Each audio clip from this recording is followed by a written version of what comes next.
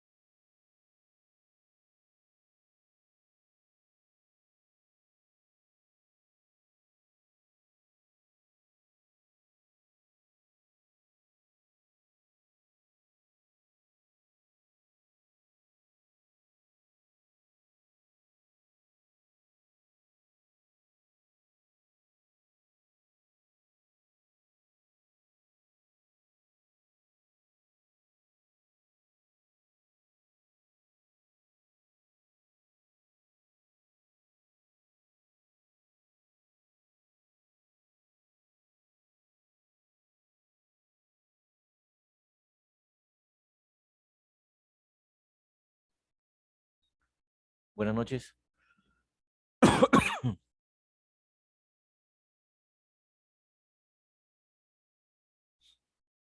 A ver, por favor, vamos a prender nuestras cámaras. Buenas noches. Vamos a prender nuestras cámaras, por favor.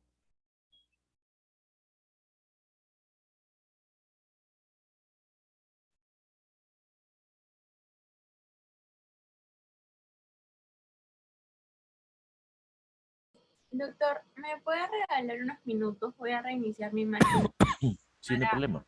responder. Gracias. Ok.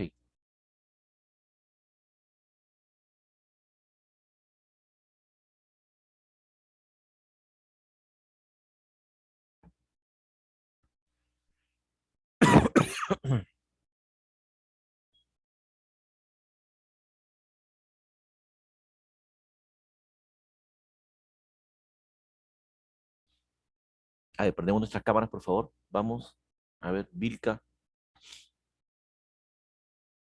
Villaca, González, Carrillo, Doctor, Cochachi.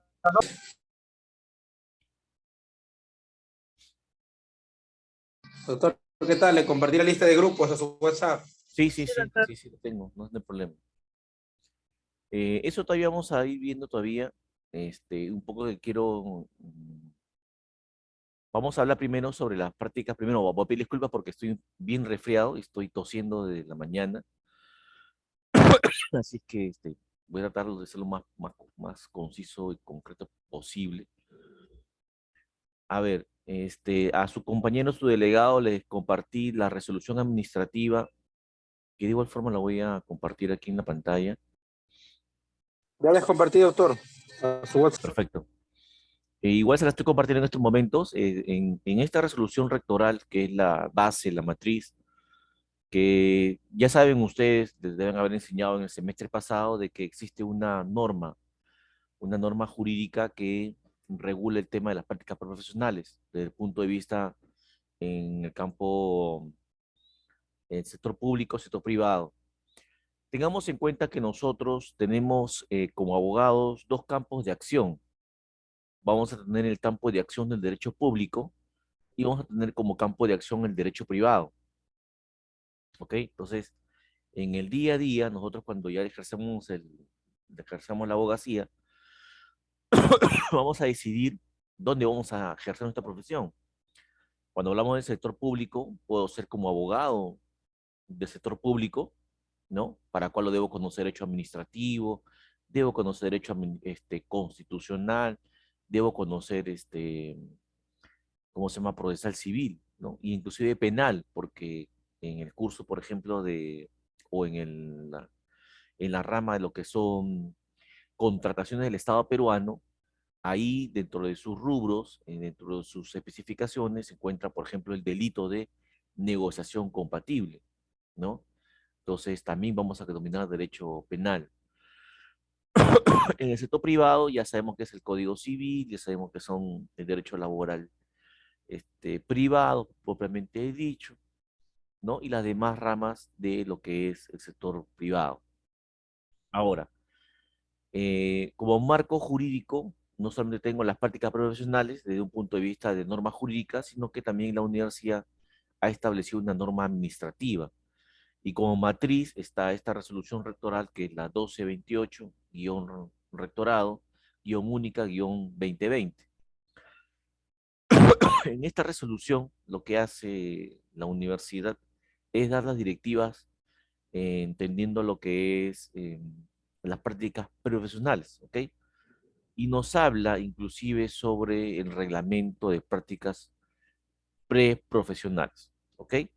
Entonces habla sobre los objetivos, la finalidad, la base legal, qué es una práctica profesional, cuáles son los convenios, cuáles tienen acceso las universidades y las facultades de Derecho, ¿no? Y quién debe ser los gestores, ¿no? El decano, el director de la escuela y el departamento académico son los que presentan ante el rectorado, ¿no? La iniciativa de en cuanto a las prácticas profesionales a través de convenios.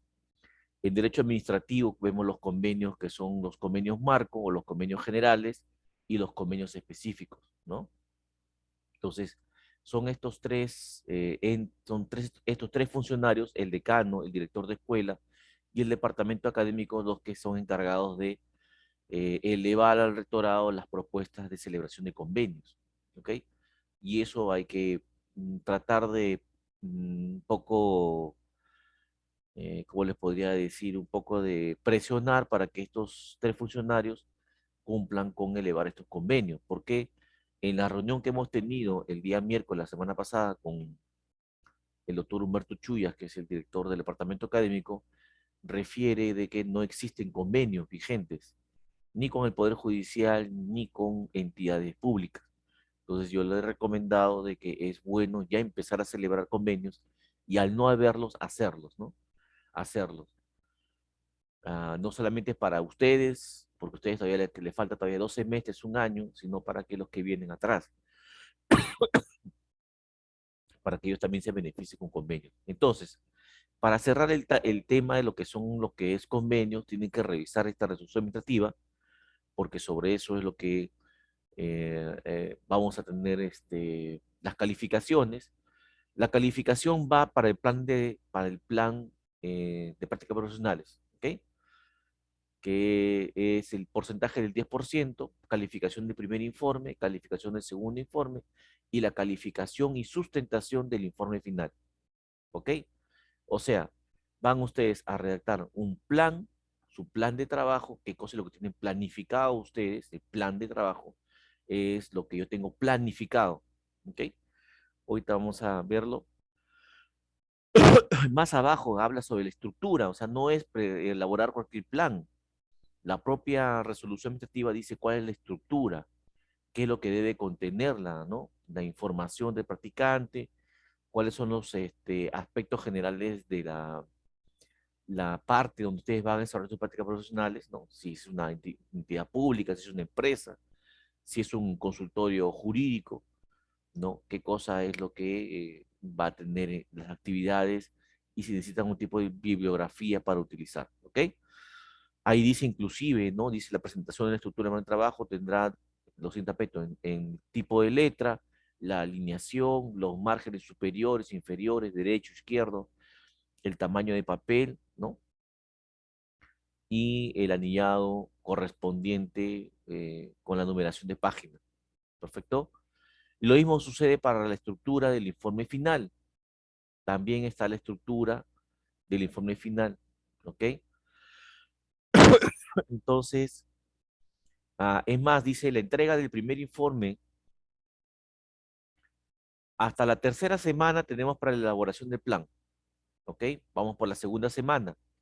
Habíamos quedado que para este miércoles era la presentación de el informe o plan. Vamos a extenderlo hasta la tercera semana, que vendría a ser la otra semana. ¿Ok? Vendría a ser el día 1 de junio. El día 1 de junio como plazo máximo para la presentación de este plan de trabajo, ¿ok? Luego hay una fecha que es la séptima semana, que es el primer informe y el segundo informe que es la semana 14, la semana 2, 11, 11. Y de ahí ya es la semana 14 que es el informe final. Perfecto. Ahora, justamente le hice la sugerencia al doctor Humberto Chuya, ¿Qué es lo que sucedía en otros? ¿Por qué? Porque me decía él, por ejemplo, ¿no? Yo le decía a él que, por ejemplo, este curso no se debe llevar en 3 días. ¿Por qué? En 3 horas yo no voy a, por ejemplo, a realizar trabajo, una práctica profesional, ya sea presencial o virtual. Si, por ejemplo, yo quiero hacer una práctica y quiero hacer grupos. Mientras que seleccionen los grupos, fácil me voy a llevar 1 hora. Y solamente me van a quedar 2. ¿Y ustedes en qué momento van a desarrollar? Más aún si es que ponerse de acuerdo y revisar información. Y es más, le ponía, por ejemplo, y le decía el ejemplo, le decía, doctor, mire, he hecho una práctica y me he dado cuenta de que casi el 80% no conoce los elementos esenciales de lo que son alimentos. Y mucho menos, nunca pensaron revisar lo que es un pleno supremo en materia de familia. Se quedó sorprendido. Dijo, sí, le digo, he hecho esta pregunta y la gran mayoría me ha copiado porque a alguien se le ocurrió, copió la idea central, ¿no? Se pasaron la voz y dijeron, hay que resolver en tal sentido. Y se nota clarito, ¿no? Porque eso es lo que nosotros a veces decimos, no, la piratería, sí, criticamos, pero sin embargo somos copiar y pegar. Y eso les digo que, no sé, se nos ha erradicado. Yo también salí con esa costumbre de la universidad. Ingresé al Poder Judicial y en el Poder Judicial no solamente como auxiliar jurisdiccional, sino como magistrado, es lo que nosotros nos evalúan. Nosotros no podemos utilizar copiar y pegar. Nosotros no, inclusive hasta nuestras sentencias ponemos el pie de página de dónde hemos copiado el texto. Es más, ponemos el pie de página para ver si es que lo hemos sacado de un libro, si lo hemos sacado de un comentario de internet, o si es que lo hemos copiado de alguna cita que aparece en el Código Procesal Civil. ¿Ok? Entonces, ¿eso qué significa? Significa que justamente lo que nosotros queremos es de que cambiar un poco, revolucionar un poco. Y le decía al doctor Uchuya, por ejemplo, que, por ejemplo, ¿qué hace la Universidad Nacional de Trujillo? A la cual yo he ido, he hecho una pasantía allá. Y en la Universidad Nacional de Trujillo y en la Corte Superior de Justicia de la Libertad, ¿qué es lo que hacen ellos? Ellos, por ejemplo, han celebrado un convenio general y un convenio específico con la Facultad de Derecho, con la universidad y con la Facultad de Derecho.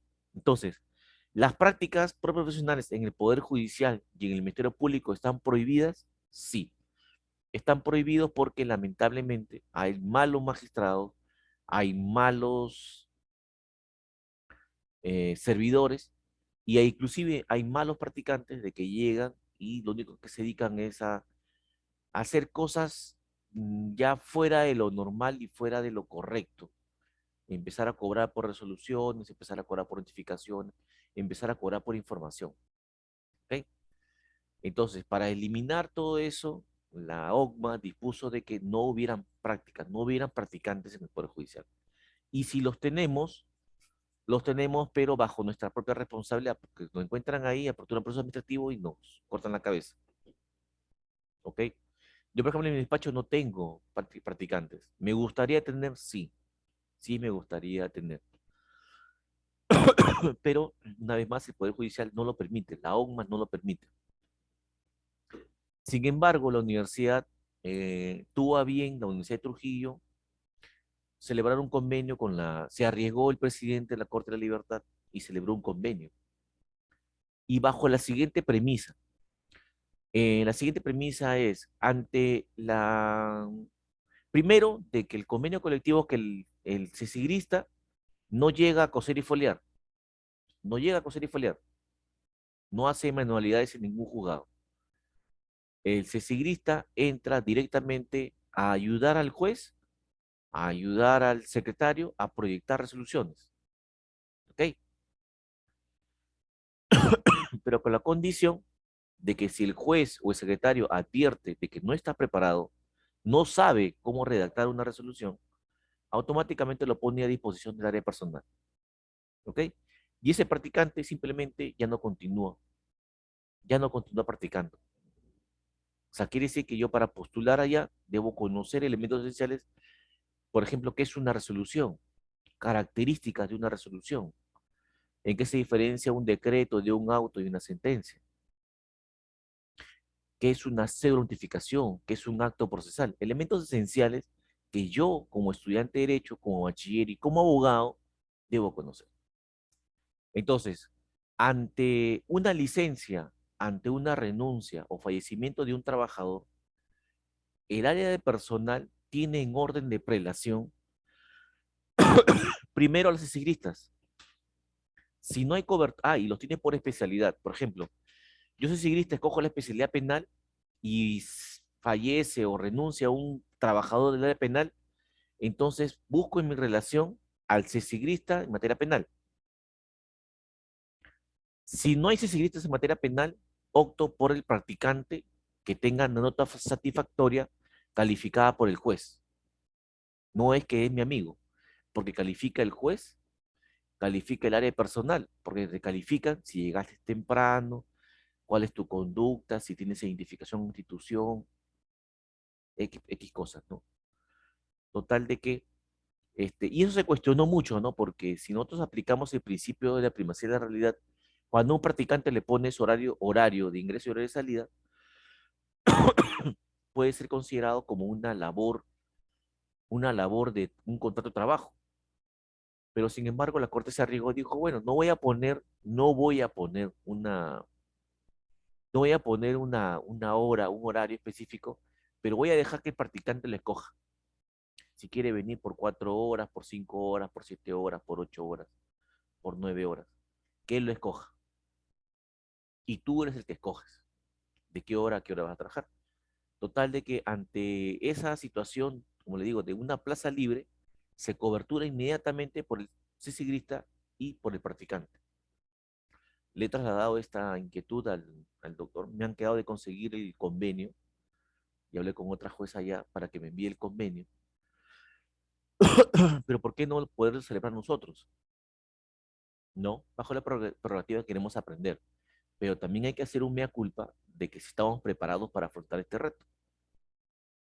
¿Ok?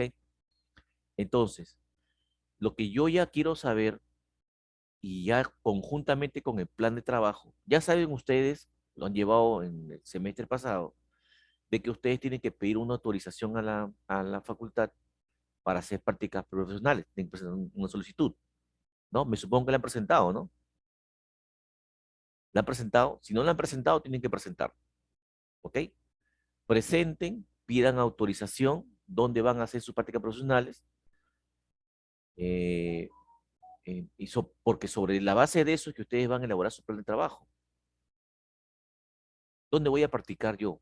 Ojo, es un requisito sine qua non, o sea, un requisito esencial, especial, único, de que yo debo acreditar a la Facultad de Derecho haber cumplido con realizar 2 años de prácticas preprofesionales.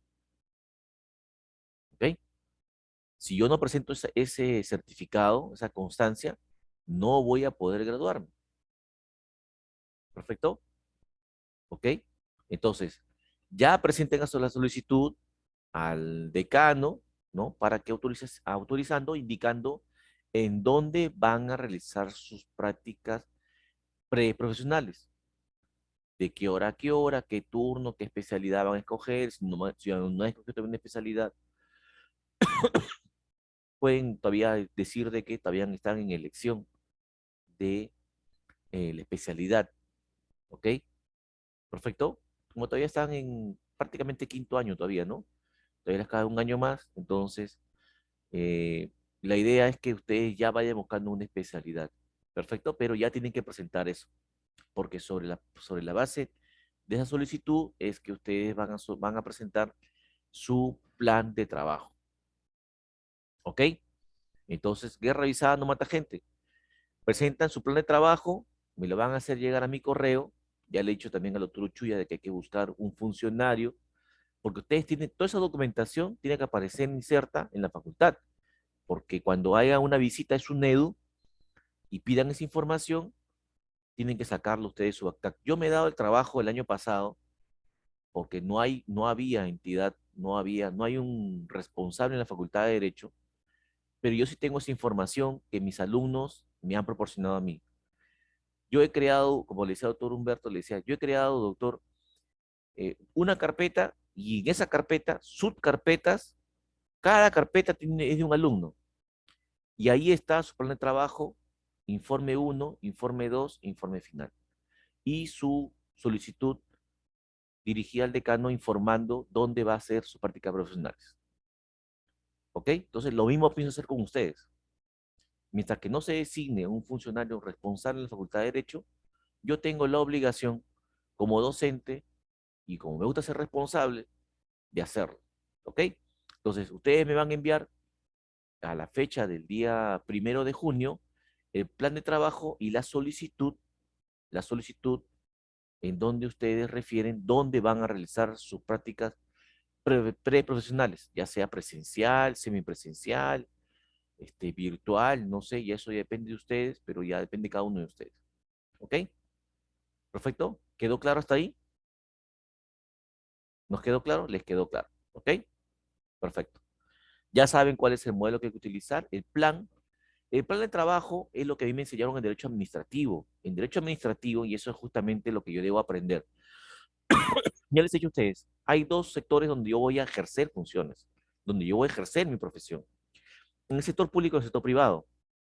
En el sector público y en el sector privado, en los dos se habla sobre planes de trabajo. Por ejemplo, a mí una empresa me contrata como asesor legal externo, ¿ok? Y las empresas hoy en día, por ejemplo, un asesor legal externo no baja de un proyecto de revisión de la empresa, no baja una remuneración no menor de 10.000 soles. Dependiendo de la empresa, puedo llegar a cobrar $10.000, $20.000, $30.000. ¿Ok? Y para eso, ¿qué debo conocer? Derecho societario, derecho empresarial, derecho económico, lo que es acto jurídico, porque una empresa celebra actos jurídicos constantemente, y derecho laboral. ¿Ok? Tengo 5 especialidades en una empresa. ¿Perfecto? Porque ese es mi rubro, lo que he escogido yo, sector privado. Si me voy al sector público, en el sector público también hay plan de trabajo. ¿Por qué? Porque el alcalde, el gobernador, nuestro presidente y sus ministros tienen que hacer plan de trabajo a corto, mediano y largo plazo. ¿Cuál es mi misión y cuál es mi visión? Como institución pública, como empresa. ¿Qué es lo que pienso desarrollar yo? Si lo que tengo planificado como institución pública o como empresa cumple o no cumple con lo que está establecido en el Código Procesal Civil, en el Código Civil y en la Constitución. ¿No? Por ejemplo, una empresa me dice a mí, doctor, me puede decir, yo soy una EIRL, pero me han dicho que me conviene pasarme y ser una microempresa. Por favor, necesito sus honorarios profesionales para que usted me dé un diagnóstico de mi empresa. ¿Qué le voy a decir? No sé. A esa clase no fui. Mi profesor fue un vago. O le echo la culpa a la universidad. ¿No? Entonces, eso es lo que existe hoy en día en la realidad. No es que le van a plantear otra cosa. ¿No? Y es más, se la voy a poner un poco más complicada. Se la voy a poner un poco. Este ejemplo se lo voy a reiterar varias veces. Se la voy a poner un poco más complicada. Una vez un amigo me dijo, a quien le agradezco infinitamente porque me hizo ver muchos factores, conversando en una tertulia, me invitó a presenciar una clase en IPAE, ¿ok? Y pidió mi intervención y me dijo a mí, ¿qué pasaría si tú algún día que dejes el Poder Judicial y tengas que litigar? ¿Te has puesto a pensar cuáles van a ser tus clientes? ¿Te has perfeccionado en derecho empresarial? ¿Te has perfeccionado en derecho económico? No, no estaba entre mis planes, le digo, pero te agradezco porque necesito ahora ampliar. Y me puse a investigar, me puse a leer, me puse a leer. Y ahora sí puedo decir, y después me llevó, y ahora es lo que yo le repito a todos mis alumnos, se los he repetido durante todo este tiempo. Yo quisiera saber que esta práctica que ha pasado, ok, un poco que les ha abierto un poco, creo, la capacidad de lectura para quienes leyeron y para quienes simplemente leyeron, se engañaron a sí mismos. Pero se han puesto a pensar los que, no, los que se engañaron a sí mismos, los que cumplieron por cumplir, los que se engañaron a sí mismos, ¿ok? Los que leyeron, los felicito. Sigan por ese camino, continúen, vayan adelante, que eso es lo que quiere el Perú. Los que se engañaron en sí mismos, los que se estafaron a sí mismos, creyéndose que estaban haciendo o cumpliendo por sacar una nota. A ver, les pregunto, ¿quiénes creen ustedes que van a ser sus posibles potenciales clientes? El otro año o este año, más práctico es el otro año, en el año 2023, ustedes van a dejar las salas universitarias. Van, celebran, toman, se toman un mes tomando su celebración de su graduación. Otro mes celebran su colegiatura. Les pregunto, ¿quiénes creen o quiénes consideran ustedes que van a ser sus clientes?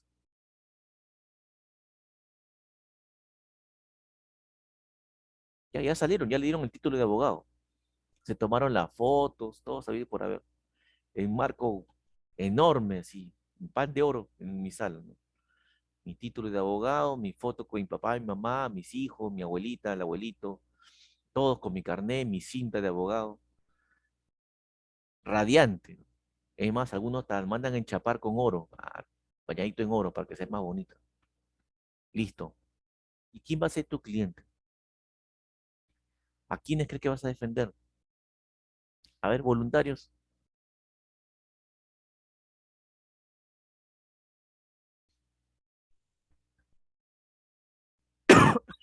A ver, Alvarado Camargo.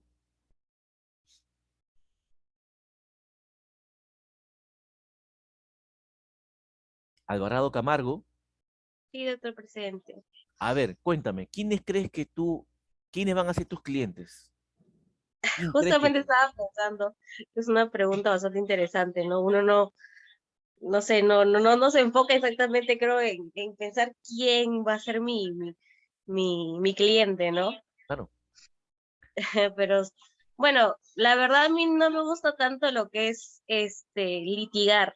Entonces yo más me voy a algo como administrativo, así, me gusta un poco más eso. perfecto, muy bien. Geldres, María, cuéntame. La verdad es que me gustaría demasiado asesorar a bancos. Lo que pasa es que yo practico en el BCP con el abogado de las recuperaciones y me gustaría tener como cliente eso, ser abogado de estudios externos de bancos para ver procesos de recuperación. O de repente se me ocurre también asesorar a micro y pequeños empresarios con respecto a la parte legal, si se quisieran formalizar. Y eso, también me gusta, también podría poner algún estudio de abogados y como también estudié administración, ver toda la parte financiera y marketing de mi estudio. María, cuéntame. ¿Cómo te dicen, María o Alejandra? O María Alejandra, ¿cómo te dicen? Me dicen María Aleguale, pero Ya, puede ser María Alejandra. ya, perfecto, María Alejandra. Tú que estás en el movimiento, practicando indirectamente, ¿cuántas microempresas has visto constituidas en el banco que estás practicando? No, en realidad los clientes en el área del banco en el que yo estoy no son microempresas, sino ya son empresas bastante grandes, constituidas de varios años, porque las deudas que nosotros vemos en realidad van desde, puede ser, no sé, 20.000 soles, hasta he visto pagarés o he tenido que llenar pagarés de 1 millón. Entonces son empresas que sí tienen deudas fuertes. Las micro y pequeñas empresas las ven en realidad en soluciones de pago o las ven las mismas bancas. Perfecto. Te hacía esta pregunta, ¿sabes por qué? Porque en la práctica judicial, en mi juzgado, por ejemplo, llegan, como consecuencia de la pandemia, ya todos es conocido que muchas microempresas, entre comillas, se fueron a la quiebra. Yo, una vez más, yo soy juez laboral en Pisco y, por ejemplo, bastantes restaurantes o bastantes hoteles tuvieron que cerrar. Y no se le ocurrió mayor idea a los abogados comenzar a demandar a los hoteles, ¿no? Y cuán ingrata fue la sorpresa tener al empresario, al ex dueño de un hotel o al ex dueño de un restaurante y me decía, doctor, para cumplir con el pago de todas mis deudas de mi banco, he vendido hasta el último tenedor que tenía en la cocina. He Sí, vendido todo. ay, Sí, sí, disculpe. sí, sí, sí, sigue manejando, sí. Lo que, claro, en el caso de nosotros es similar. Si bien no son micro o pequeñas empresas, sino ya son medianas y grandes empresas, sí nos ha pasado que muchas veces hemos tenido un cliente que ha debido una cantidad de dinero fuerte y lo que ha tenido que hacer para poder pagarnos ha sido vender algún terreno que tenía o vender o algún conjunto de propiedades y tal, para poderle dar al banco una propuesta de pago y que éste al aceptarla levante la deuda, ¿no? Sí he visto casos de esos. Así es. Y para terminar, redondear la idea, por ejemplo, ¿qué decía? Acudía el empresario con su contador. Me decía, doctor, he vendido hasta el último, servilletas, todo he rematado, todo he vendido para pagar mis deudas. ¿Ok? Y ahora aquí el trabajador, quien sabe mi realidad, sabe de que no tengo, ¿de dónde le voy a pagar, doctor? ¿De dónde le voy a pagar? Le ofrecí en determinado momento 500 soles, que era lo único que me quedaba de las ventas de las sillas. Y le dije, es lo único que tengo, 500 soles. Lo tomas o los dejas. Y me dijo que su abogado le había dicho de que tenía que cobrar los 10.000 soles que tenía por beneficios. La pregunta sería eh, y ha pasado, he dictado sentencia, le he fijado no los 10.000, sino le he fijado 6.000 soles, pero la pregunta es, ¿y de dónde le va a cobrar? Depende, si el cliente al que se le ha dado el préstamo tiene una garantía, lo que es esperar que la sentencia que el juez ha dado, los demandados no apelen, y si los demandados no apelan, solicitamos el consentimiento y luego de esto, bueno, vamos a ejecución forzada y a través de un remate. Pero también es medio complicado porque por la situación misma y la coyuntura política y económica, a veces los bienes que vamos en remate pasan 2, 3 rondas y no los compran, o a veces sí, es como que subjetivo, pero básicamente es lo que hacemos, ¿no? Y si no hay garantía, a veces ya tenemos que proceder a el castigo judicial de la deuda y es dependiendo, ¿no? Y es dependiendo del escenario y la cantidad de garantías o de bienes que tenga, por ejemplo, el deudor, o puede ser los fiadores si es que existiesen, y también el tipo de contrato o producto que ha adquirido. Lo que dice María Alejandra es cierto, pero eso vamos a No, dejarlo para alguien, a ver, un tito, sí, para, no, lo que quería recordar es, creo que usted planteó un ejemplo en el que un trabajador demanda al empresario, claro, ¿verdad? Al dueño de ujú, un hotel. La compañera está confundiendo el tema de un claro, préstamo. sí, a eso iba, no, sí, no hay problema. El tema es que ella habla de una empresa constituida, en este caso, de este caso particular de juicio, es una empresa que nunca, o sea, es una EIRL que solamente tiene RUT, no tiene bienes, no tiene capital social, funcionaba en un local alquilado, solamente compró lo que tenía en la cocina y los enseres para su restaurante. Vino la pandemia, vendió todo, tiene una deuda laboral y ahora ¿cómo le cobramos? ¿No? Lo único que haría sería declararlo en quiebra, pero ¿qué más? El trabajador no se lleva ni un sol a su bolsillo, que es lo que quiere. El objetivo del trabajador es llevarse un sol al bolsillo, pero al declararlo en quiebra no va a obtener resultado. Una sentencia que me deben 6.000 soles, pero nunca me lo voy a poder cobrar. Eso es lo que debe proyectarse el abogado, saber en qué momento cobra, en qué momento no cobra. Y lo peor, lo que me decía el trabajador era de que él había hecho la consulta no a un abogado, había hecho la consulta a un contador. Y el contador le dijo de que no era necesario tener a sus trabajadores en planillas, no era necesario pagarles sus beneficios sociales. Eso es lo que le dijo el contador. Por eso que no tenemos un contador, ¿no? Tenemos un contador que le paga el Poder Judicial y yo les digo a ellos, a ustedes lo que le corresponde es la parte contable, la parte jurídica nos corresponde a nosotros. Es así, es así. Y si no estás, yo tenía una perito que conocía también sobre, ya se había empapado un poco en el campo jurídico, decía, pero lo que pasa es que te falta a ti que en la universidad te enseñen a interpretar normas jurídicas. Y eso es lo que no nos enseña. Cuando salimos y encontramos un caso, es que tenemos el problema de interpretar normas jurídicas y las clases de interpretación. Bueno, retomando al tema, por ahí creo que era, no sé quién fue que también levantó la mano y se arrepintió, que iba a hablar sobre quiénes eran sus clientes. No le tomé nota por ahí. A ver, chicos, chicas, a ver, ¿quiénes van a ser sus clientes? ¿Sacó otro voluntario o...? Doctor, buenas noches. Sí, Cueto Karen, Taipe, yo levanté cuéntame. la mano. Ah, Referente a ello, Karen. doctor, ¿quiénes serían nuestros primeros clientes?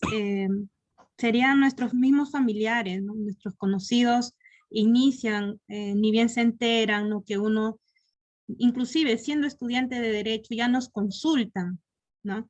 Y cuando uno ya acaba la carrera, de por sí, de acuerdo a la especialidad que vamos a elegir, ellos se convierten en nuestros primeros clientes. Muy bien, Karen. Perfecto, vas por ahí. Para hacerlo un poco más concreto, lo que dice Karen es cierto. Nuestros primeros clientes, ¿quiénes van a ser? Sus primeros clientes de ustedes, ¿quiénes van a ser? Su abuelito, que tiene un problema de pensión. Su papá, su mamá, que también tiene problema de pensión. El hermano, el primo, el vecino, los amigos del colegio, los amigos de los amigos que tienen un proceso de alimentos. Los amigos de los amigos que tienen un proceso penal. Los amigos que tienen, o los familiares que tienen un problema con una entidad pública. La respuesta sería, o la otra interrogante sería, ¿están ustedes ahorita en condiciones de asesorar o llevar un juicio de ellos? No, ¿Creen ustedes que lo podrían hacer? Rudy dice que no. Por lo que he visto en la práctica, diría que tampoco que no. Y no se avergüencen, porque la idea es que justamente salir conociendo y salir sabiendo. No hay que avergonzarse, pero la vergüenza da a robar, ¿no? No están robando. Entonces, el tema es que piénsenlo, analícenlo. Por eso le decía, ¿tú crees que me estás engañando a mí como docente? Sacando una nota, o sacando un trabajo, copiando, pegando, dando examen, sin haber estudiado. Al final, cuando te gradúes, ¿a quién crees que vas a engañar? Si nadie te conoce, el único que te va a conocer es tu papá, tu mamá, tu primo, tu abuelita, el amigo de la amiga, el vecino. Ese que te va a conocer, ese que te va a tocar la puerta y va, ¿cómo se llama? A buscar tus servicios profesionales. Ese es el que te va a recomendar.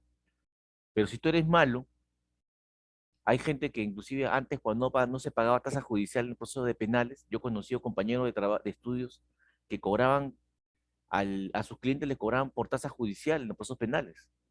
En los procesos de alimentos les pedían para la tasa judicial. Y la clásica no pide siempre el adelanto para asegurar la sentencia, ¿no? Para el secretario, para el juez. Ya me ha pasado. Hasta yo he denunciado a un abogado, a un hijo de un abogado que llegaba, que sinvergüenza tuvo la desfachatez de cobrar plata por mi nombre, más de 20.000 soles. Es un caso que está por tráfico de influencias, en donde yo he sido el denunciante. Porque yo le decía, es ilógico de que tú en una audiencia que está siendo grabada en audio y video, pretenda yo favorecer a una de las partes. Si se está grabando mi gesto, se está grabando mi accionar, mi voz, todo está en la grabación ahí. Es fácil detectar de que si estoy cobrando o no cobrando por un determinado resultado del proceso. Y yo, para evitar que me persigan y me cuestionen, yo cumplo con lo que dice la norma y dicto sentencia en la misma audiencia. Lo he hecho siendo juez provisional y ahora con titular con mucho mayor razón. Dicto sentencia en la misma audiencia. Terminada la audiencia, dicto sentencia. Ya no me están molestando que doctor, que mire, que para que revisar nada. Dicto sentencia y todo se queda sorprendido. Ahora, el tema es, a dónde quiero llegar con lo que les he dicho, es que hoy en día, que ahora más tarde, que se vayan a dormir, se echen en su almohada y piensen pues de que si realmente van a seguir estudiando derecho, uno, y si lo van a hacer, verdaderamente háganlo con conciencia. Les quedan todavía 2 años o 12, 3 semestres. Háganlo con conciencia, recuperen el tiempo perdido, ¿no? La finalidad del curso, la finalidad de este curso, como yo lo tomo, como yo lo llevo, es que recordemos y que hagamos un recuento de todo lo que han visto ustedes durante estos 5 años o durante estos 10 semestres que han pasado. Y que aprendamos y que seamos buenos abogados, ¿ok? Por ejemplo, el día de hoy absolví una queja en donde un abogado, que lamentablemente es docente también en esta facultad, me pide a mí en ejecución de sentencia que yo le endose el depósito judicial por concepto de costos procesales. Ya saben ustedes por cultura que, ¿qué cosas son los costos procesales? Los costos son los gastos de los honorarios profesionales. Los gastos, así dice el norma. Los costos procesales son los gastos por concepto de honorarios profesionales. Perfecto, o sea, por yo contratar a un abogado, esos gastos tienen que ser retribuidos por la parte contraria. Pero cuando aplicamos para fijar los costos, no es el contrato que yo pude haber celebrado con mi abogado. Por ejemplo, si en derecho laboral, ¿no? Por ejemplo, o en derecho penal, en derecho civil, supongamos que mi abogado me cobró 30.000 soles o el 20% de lo que yo recupere. Ese contrato que yo tengo como parte demandante o como parte demandada con mi abogado constituye costos procesales. La respuesta es no, porque es un contrato privado entre el litigante y su abogado defensor. Y nosotros como magistrados lo que hacemos es regular esos costos. Si al litigante lo estafaron y le cobraron un monto por honorario que resulta ser excesivo, eso es culpa de él porque lo eligió. Pero no es que yo, porque tú has pactado por 30.000 soles, yo tengo que fijarte los 30.000 soles. Lo que voy a analizar yo como juez es, primero, tu actividad, tu demanda. ¿Qué trabajo te conllevó plantear tu demanda? ¿Estudiaste el caso? ¿Planteaste estrategias de defensa? ¿El caso fue complejo? ¿Cuál fue tu accionar como abogado? Y ojo, buen abogado no es el que presenta 1.000 escritos, ¿ah? Eso no es ser... No, doctor, pero es que yo presenté 1.000 escritos. Tengo 3.000 escritos. Y usted solamente me ha fijado por costos 1.000 soles. Sí, pues, pero ¿qué pedías en tus escritos? Pedías lo mismo. A cada rato, cada semana me pedías lo mismo. Es más, tu demanda no tiene ni siquiera los medios probatorios porque has ganado producto de las pruebas de oficio que el juez de aquel entonces admitió. Quiere decir que tu estrategia no fue la correcta. Llegó a esta segunda instancia, sí, llegó a esta segunda instancia. Es más, llegó en casación, pero no casación porque tú la planteaste, sino porque la casación la planteó la otra parte contraria. ¿Te constituiste ante la Corte Suprema? No. ¿Hiciste un informe oral ante la Corte Suprema? No. Entonces se regula, ahí se aplica el principio de test de proporcionalidad, principio de proporcionalidad, derecho constitucional. Y eso lo vamos a ver en un ejemplo que les voy a dejar y les voy a plantear después. ¿Ok?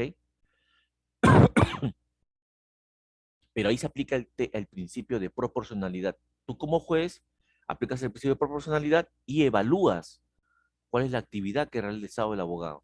Y sobre eso fija los costos. Costos es una cosa y otra cosa es honorarios profesionales. Doctor, pero mi cliente no me quiere pagar.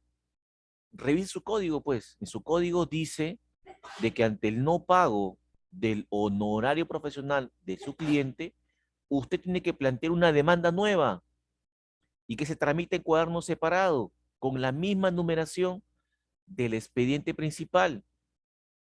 Se sigue una audiencia única, se emite sentencia y se ordena el pago en lo que respecta a su cliente. ¿No sabe usted eso? Pero el abogado, a todas cosas que yo le endose, como no le he endosado, me ha quejado. Yo hoy día absolvía y bueno, lo he chancado, peleado con palo, ¿no? Aparte que un juez sin quejas es como dices, es como un jardín sin flores, es como un perro sin pulgas, ¿no? Siempre vamos a ver gente que, siempre va a haber gente que el que pierde va a querer ganar porque piensa de que el órgano de control es una tercera instancia judicial. Y es más, piensan que no, en la Suprema la ganamos. Eso es mentira. La Suprema tampoco no es una tercera instancia. O el recurso de casación es una tercera instancia judicial.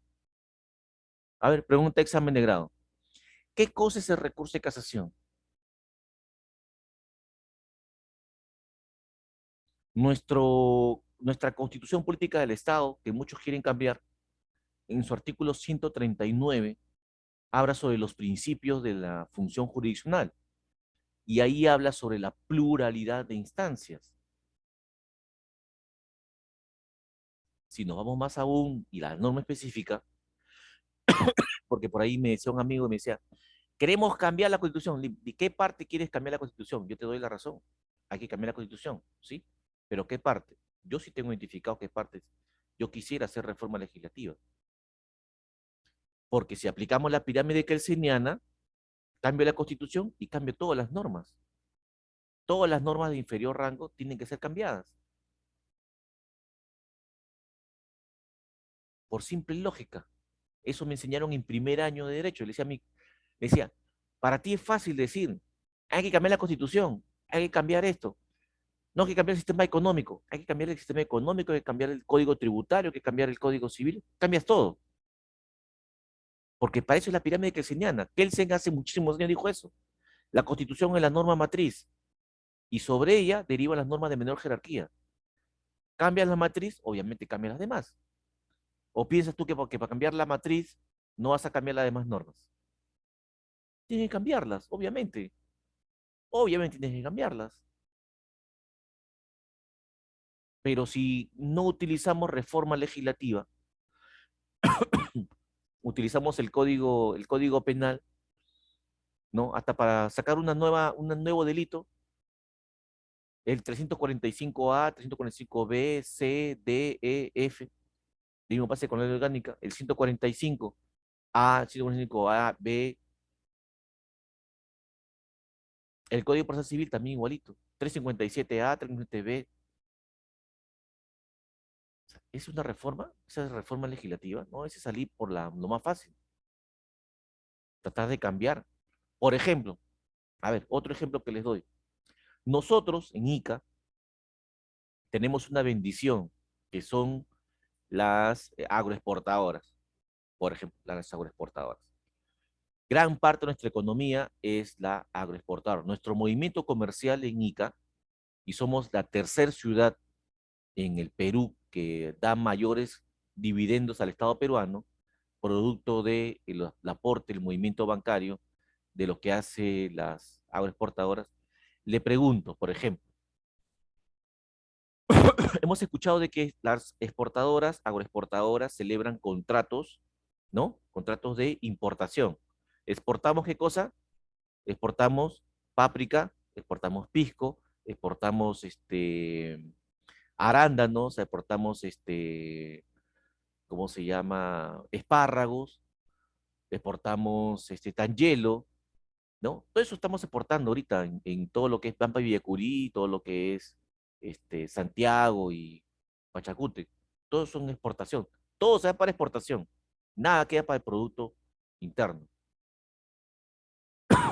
Perfecto. ¿Qué clase de contrato celebra esa agroexportadora con la empresa que le está comprando el producto puesto en el mercado el mercado de destino? ¿Qué clase de contrato celebran? A ver, ¿consideran ustedes que es un simple contrato de compra-venta? ¿Qué clase de contrato creen ustedes que celebran ellos? A ver, ustedes son abogados de esa empresa, doctor. Queremos celebrar y queremos poner 100.000 toneladas de espárragos y lo queremos celebrar con Japón. Usted, nuestro abogado, ¿qué clase de contrato según el Código Civil debemos celebrar para celebrar o cerrar esta relación contractual? La siguiente semana vienen dos compradores y nos van a hacer una compra de lo que es ya la cosecha de espárragos. A ver, voluntarios. ¿Nuestro Código Civil regula ese tipo de contratos? ¿La Constitución Política del Estado regula esos contratos? ¿Qué norma regula ese tipo de contratos?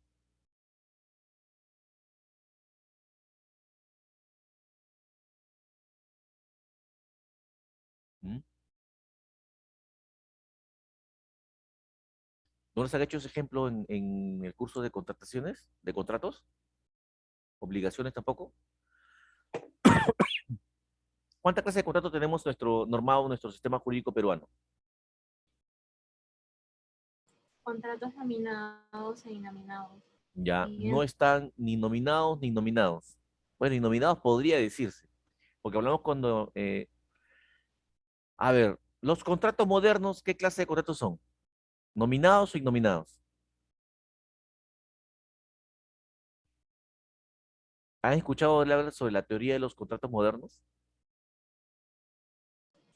creo que vendrían a ser innominados porque hasta el momento el libro de contratos del código no ha sido modificado.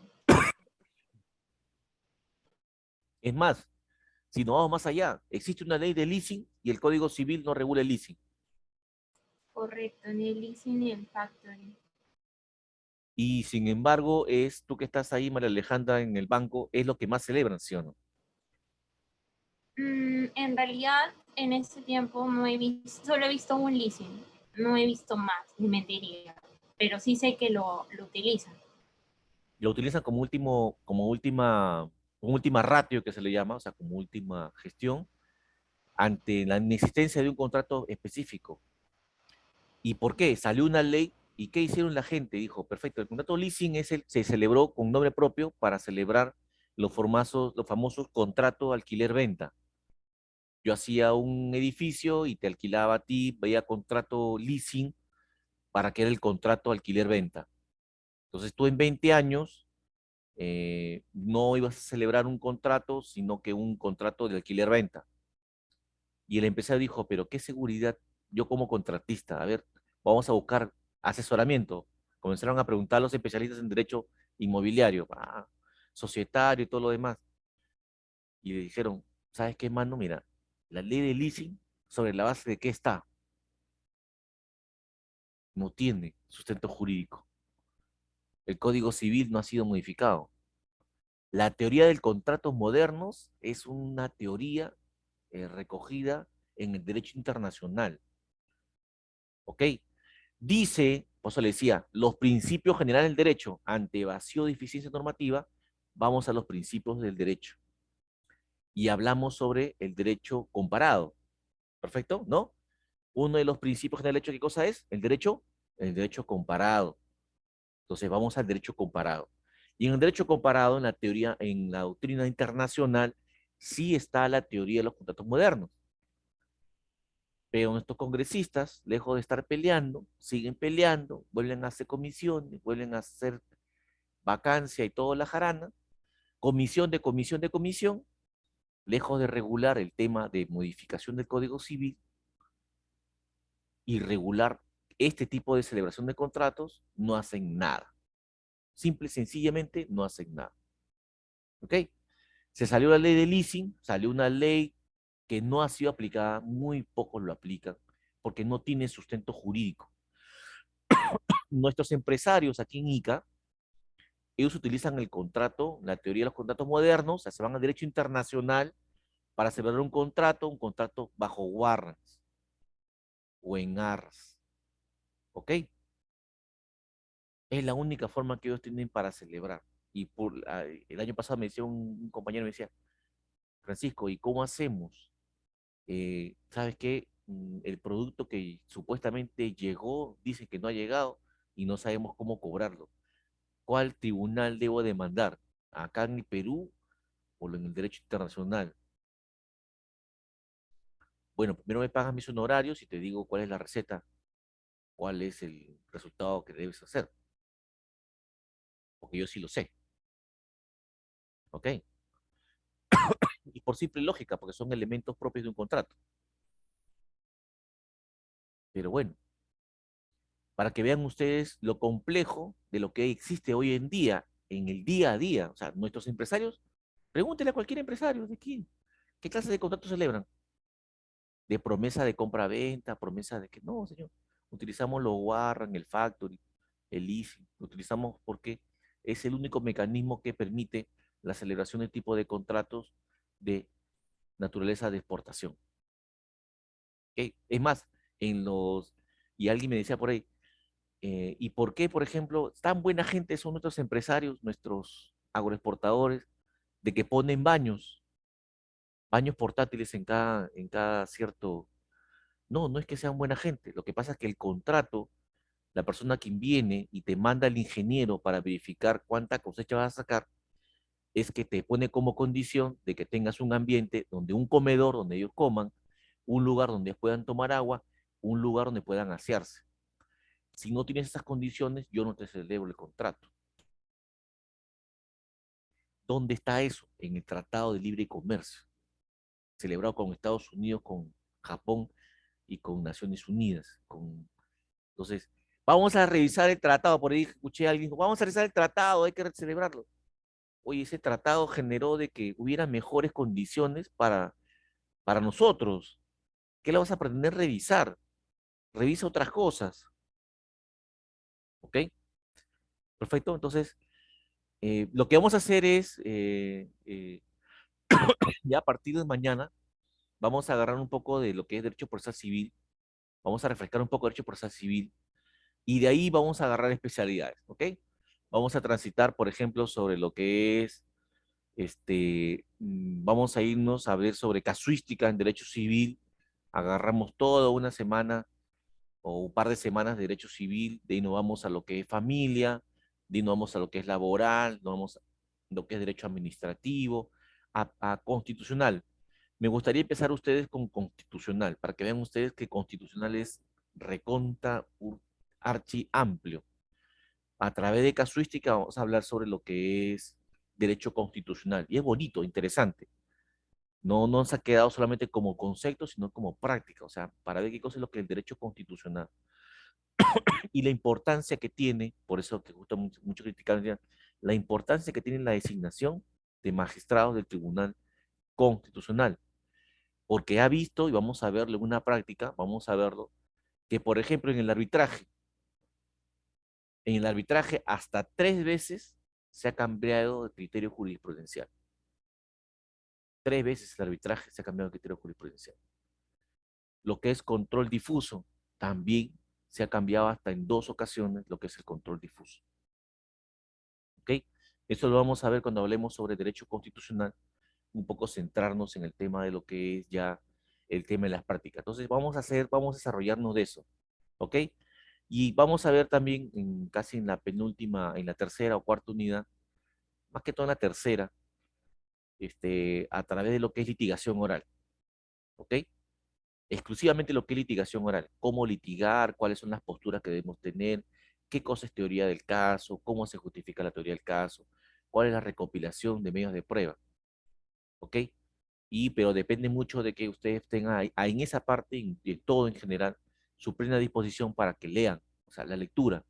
Tienen que acostumbrarse a leer, nosotros nos acostumbramos a leer. Los que estamos en la abogacía tenemos que acostumbrarnos a leer constantemente.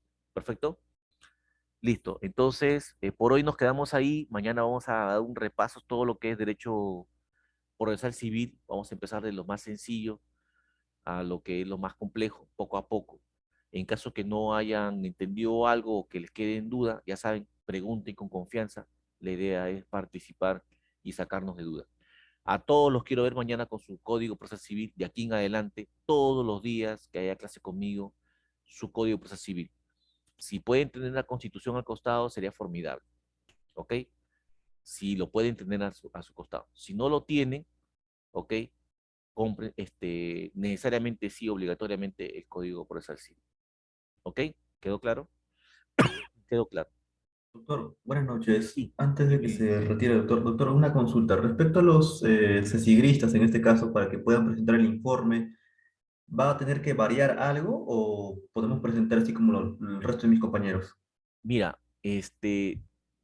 según lo que pudimos conversar ese día con el doctor Humberto Chuya, y justamente se le hizo el traslado de lo mismo, decía, doctor, pero ¿cómo va a ser ese sigrista? El sigrista ya terminó, ¿no? Ya ustedes terminaron, ¿no?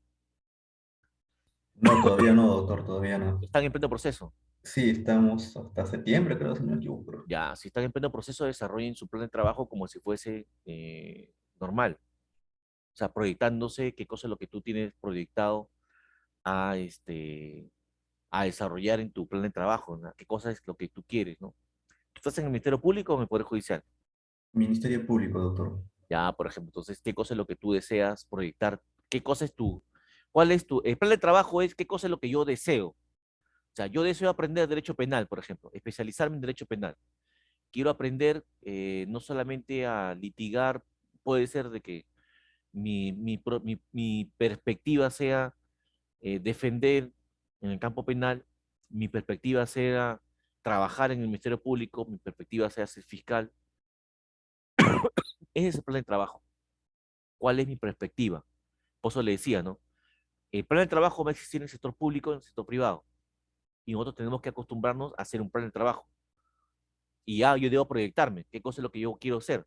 Saliendo de una universidad, qué pienso hacer? Según una maestría, según un doctorado, especializarme, ejercer, no ejercer, postular a una entidad pública, postular a un asesoramiento desde el punto de vista privado. Y sobre eso, ¿no? Por ejemplo, su compañera Alejandra hablaba, ¿no? Sobre su necesidad de asesorar a lo que son micro y pequeñas empresas. Es una excelente opción porque en realidad una de las informalidades que tenemos en el sistema jurídico peruano es que las micro y pequeñas empresas no están formalizadas. Es más, no saben de los beneficios de la micro y pequeña empresa. Y justamente por esta pandemia, he tenido que sentenciar como si fuese una empresa normal. ¿Por qué? Porque una pequeña empresa, una microempresa, por ejemplo, a sus trabajadores, este, se les da 15 días de vacaciones. Por el régimen común tienes 30.